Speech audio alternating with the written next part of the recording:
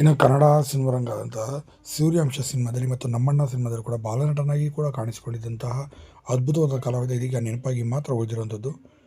ಇವರ ಬಗ್ಗೆ ಸಂಪೂರ್ಣ ಮಾಹಿತಿ ನಿಮಗೆ ಕೊಡ್ತೀನಿ. ಅದಕ್ಕೆ ಒಂದು ಚಾನಲ್ಸ್ ಕೂಡ ಸಬ್ಸ್ಕ್ರೈಬ್ ಮಾಡಿಸಿದ್ರೆ.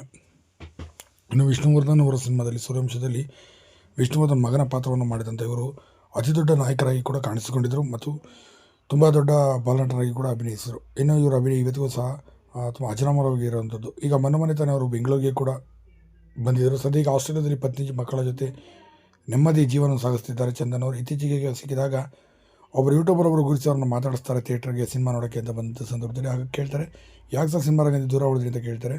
ನಾನು ಓದಿನ ಕಡೆ ವಿದ್ಯಾಭ್ಯಾಸಗಳು ಹೆಚ್ಚಿನ ಒಲವು ಕೊಟ್ಟಿದ್ದೆ, ಅದರಂತೆ ಓದು ಕೂಡ ಆಗಿ ಇವತ್ತು ಸಾಫ್ಟ್ವೇರ್ ಇಂಜಿನಿಯರ್ ಆಗಿ ನಾನು ಆಸ್ಟ್ರೇಲಿಯಾದಲ್ಲಿ ಪತ್ನಿ ಮಕ್ಕಳ ಜೊತೆ ಖುಷಿಯಾಗಿದ್ದೇನೆ. ಇದೇ ಸಿನಿಮಾ ರಂಗವನ್ನು ನಂಬಿಕೊಂಡು ನಾನು ಕೂತಿದ್ದರೆ ಇವತ್ತಿನ ಸಿನಿಮಾ ರಂಗದ ಪರಿಸ್ಥಿತಿ ಹೇಗಿದೆ ಅಂತ ನನಗಿಂತ ಚೆನ್ನಾಗಿ ನಿಮಗೆ ಗೊತ್ತಿದೆ. ಹಾಗಾಗಿ ಇದರ ನಮಗೆ ಗೊತ್ತಿದ್ದರೆ ನನ್ನ ಕಷ್ಟ ಭಾಳ ಕಷ್ಟ ಪಡಬೇಕಾಗೋದು.